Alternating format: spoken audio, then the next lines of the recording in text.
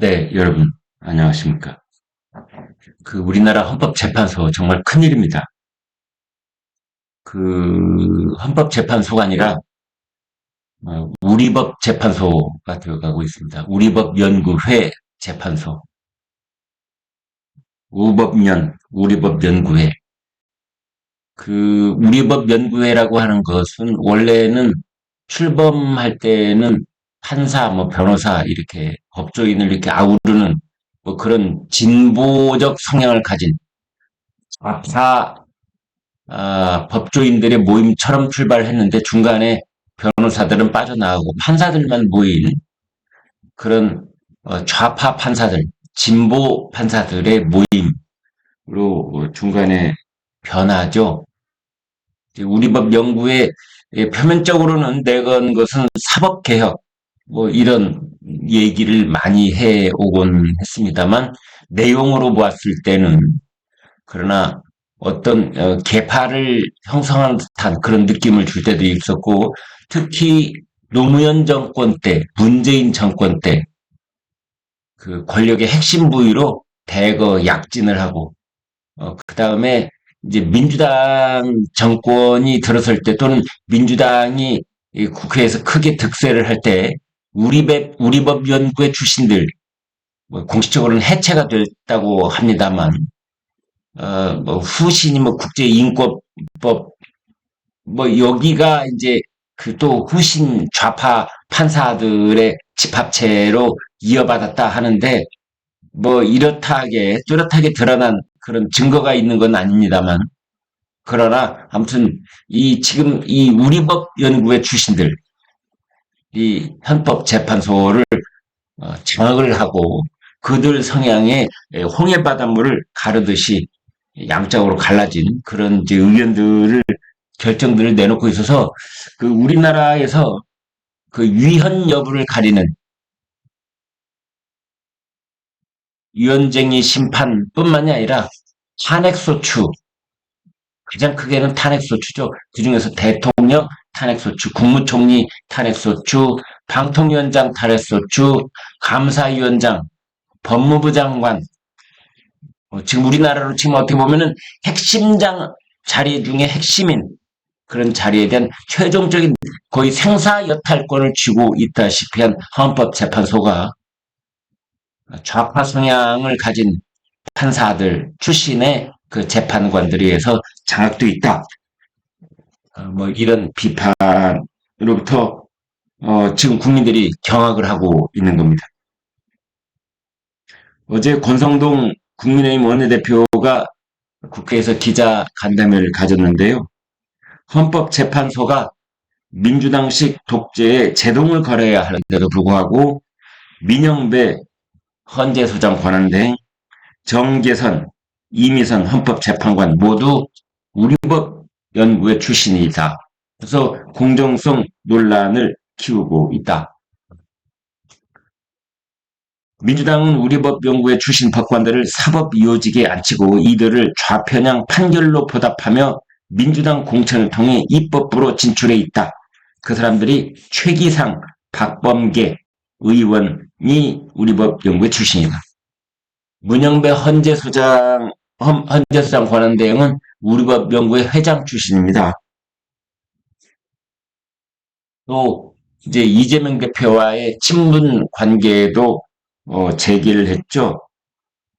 이재명, 문영배 모두 사법연수원 동기 18기 호형 호재를 하면서 정성호 민주당 의원이 가장 가까운 사이라고 보정한 인물이다. 같은 사법연수원 18기 출신들입니다. 문영배라는 이 사람이 10여 년 전에 SNS에 올린 글을 이제 예를 들어보면은 이 어떤 좌파 편향성을 노골적으로 드러냈던 그런 재판관입니다. 2010년 5월 16일 트위터에 보면은 이런 말을 합니다. 문영배라는 사람이 굳이 분류하자면 우리법 연구회 내부에서 제가 제일 왼쪽에 자리 잡고 있을 것이다. 우리나라 판사들 중에 우리나라 우리법 연구의 그 소속 멤버들 중에 내가 제일 왼쪽이다. 내가 가장 강렬한 강경한 좌파다. 라는 것을 스스로 실토를 하고 있는 사람이 문영배다. 그렇게 되어 있습니다. 때로는 최적의 결론을 내는 것보다 결정의 시기가 중요하죠. 재판도 그렇고 정치도 그렇고. 그러니까 법리를 따져서 재판을 한다기보다는 시기가 중요하다. 이 생각이 바뀌지 않았다면 이번 대통령 탄핵 수치에 의해서 결정을 내리는 것도 법리와 양심에 따라서 재판관이 결정을 내리는 것이 아니라 타이밍을 보겠다. 여론의 눈치를 보겠다. 그리고 검찰 기소한 것에 그 법원 쪽의 재판은 또 어떻게 진행되는지 그것도 역시 눈치를 보겠다.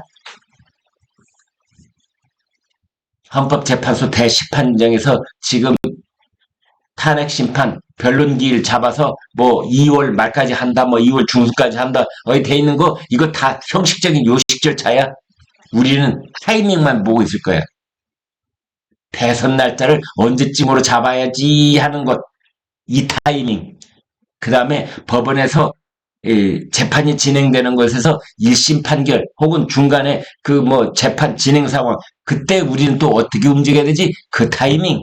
우리가 타이밍 볼 게 한두 가지인가? 민주당 지지율과 국민의힘 지지율이 엎치락뒤치락 하고 있다가 민주당 지지율이 좀 앞서갈 때 우리가 탁 내놓는다든지. 이런 생각을 하고 있다면 이거 정말 큰일이지 않을 수가 없는 겁니다. 또 진주 지원장으로 근무할 때 이런 말도 했네요. 문영배 헌재소장 권한대행이 법의 테두리에서 행동하지 않는 사람들에게 법적 절차라는 건 단순히 많은 수단들 중 하나일 뿐이다. 이건 또 무슨 말입니까? 마치 이재명이 든다면 정치적으로 내가 반드시 권력을 찬탈하기 위해서 동원해야 될 여러 가지 수단들이 있는데 그 중에 내가 법의 테두리를 지킬 필요 없고 법이라고 하는 것은 단순히 여러 수단들 중에 하나일 뿐이라는 생각을 내 친구 문영배가 해주고 있구나.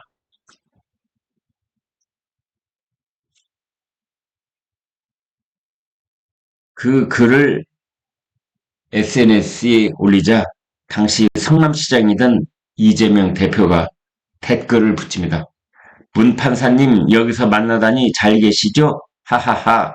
만나님께 안부를 전해주세요. 하하하하. 그러자 문영배 판사가 뭐라고 하느냐? 시장님 고생이 많으시죠? 건강에 유의하십시오. 그러면서 두 사람이 시시때때로 SNS 대화를 주고받습니다. 그런데 이제 올해 들어 윤석열 대통령 탄핵 심판이 본격화되고 국민의힘이 문영배와 이재명 친분 의혹을 제기하자 문영배 권한대행은 이재명 대표를 SNS 친구 목록에서 삭제를 하고 곧이어 계정 자체를 폐지를 했습니다. 문을 닫았습니다. 아니 친구 목록에서 삭제하고 계정을 폐지하고 이게 뭐에 대한 반증이다? 증거인멸이죠. 네, 판사들이 즐겨 인용하는 그거 증거인멸. 얼마나 캥겼으면 문영배 헌재소장 권한대행 얼마나 찜찜했으면 국민의힘에서 지적하는 것이 얼마나 뼈아팠으면 그거를 다 지우고 계정을 문을 닫고 증거인멸을 하고 있겠습니까?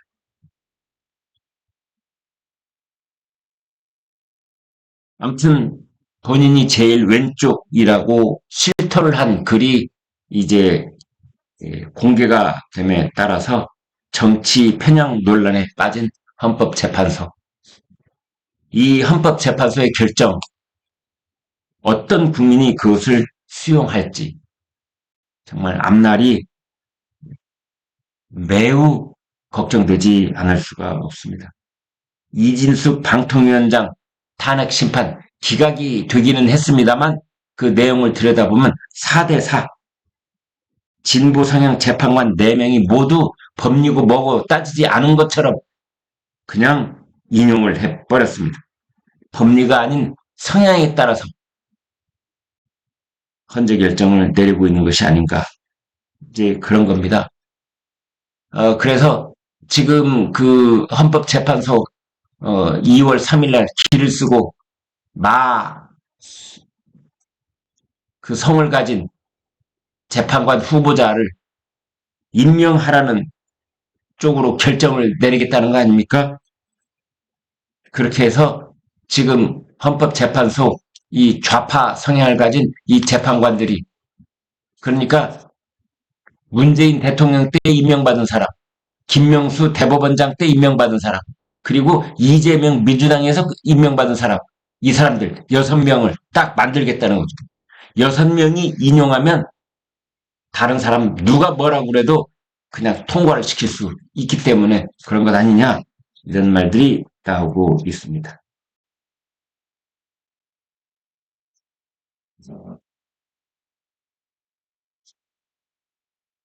지금 그 헌법재판소는 다른 사건들은 놔두고 윤석열 탄핵에만 속도를 내고 있습니다. 이재명 사건도 법원 쪽에서 속도를 낸다지만 법정 처리 기한은 2월 15일인데 빨라야 3월 중에 선고가 나올 것으로 보이는데, 반면에 윤석열 대통령에 대한 탄핵 심리는 빠르면 2월 말에 끝날 수도 있다, 뭐 이런 얘기가 현재 나오고 있습니다. 헌법재판소가 앞으로는, 이전까지는 오후 2시에 시작을 했는데 이제는 오전에 시작해서 하루 종일 변론을 하겠다, 뭐 이런 얘기도 나와 있습니다. 계엄이 선포된 지 2달이 됐는데요. 이제는 사법부의 시간이 됐다. 2월 4일부터 윤 대통령에 대한 탄핵 심판 변론이 재개가 되고, 또 이제 2월 26일에는 이재명 선거법 결심 공판이 있는데, 이제 사법부의 시간, 법원의 시간, 헌법재판소의 시간, 이렇게 돼 있습니다만, 헌법재판소에 심하게 기울어져 있는 어떤 정치적 편향성, 이것 때문에 지금 너무나 시끄럽습니다. 그래서 그 일각에서는, 특히 국민의힘 보수 진영 쪽에서는 이런 얘기를 하고 있습니다. 지금 정권 교체가 아니라 권력 교체다. 권력 교체다. 우리나라에서 실질적인 최고 실력자가 누구냐? 윤석열이 아니라 현재 우리나라 최고 실력자 행세를 해올 사람은 이재명이다. 사실상 1인전 무소불위의 입법 독재, 여의도 독재 권력을 행사하고 있고, 모두 다 이재명 눈치를 보고 있고, 사법부도 이재명 눈치를 보고 있고, 검찰도, 공수처도, 경찰도 이재명 눈치를 보고 있고, 이재명 신호 하나에 따라서 모든 일이 이루어지고 있는데, 이게 권력 아니면 누가 권력이냐? 그래서 이재명을 교체해야 된다. 윤석열을 교체하는 것이 아니라 이재명을 교체해야 된다. 윤석열을 교체하는 것이 정권 교체라면 이재명을 교체하는 것은 권력 교체다. 지금 그런 얘기들을 하고 있습니다. 이재명이 전국민 25만 원 고집하지 않겠다. 정부 추경안 수용하겠다. 평산마을 어제 문재인 대통령 전 대통령 찾아가서 뭐 그런 얘기를 했습니다.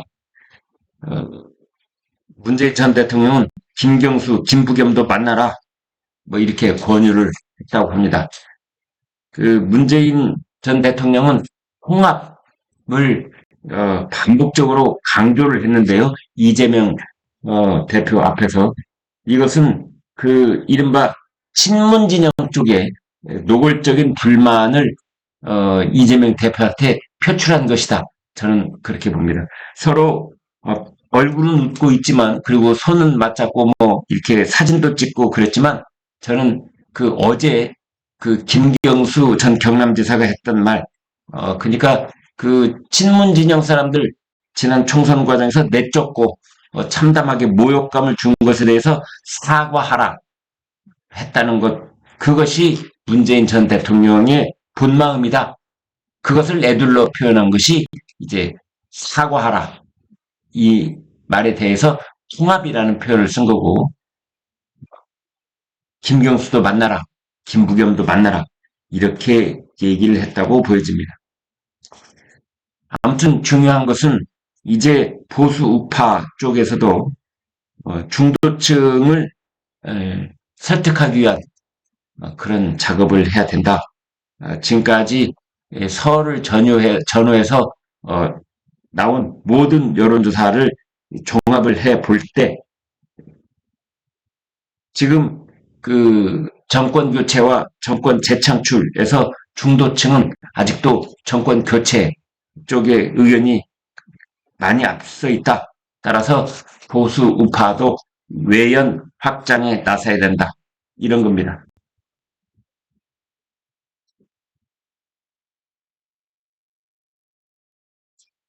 오늘 어, 최상목 대통령 권한대행이 국무위원 회의를 오후에 열어서 이 내란 특검법에 대해서 거부권을 행사할 것으로 보입니다. 네, 여기까지 하겠습니다. 여러분, 고맙습니다.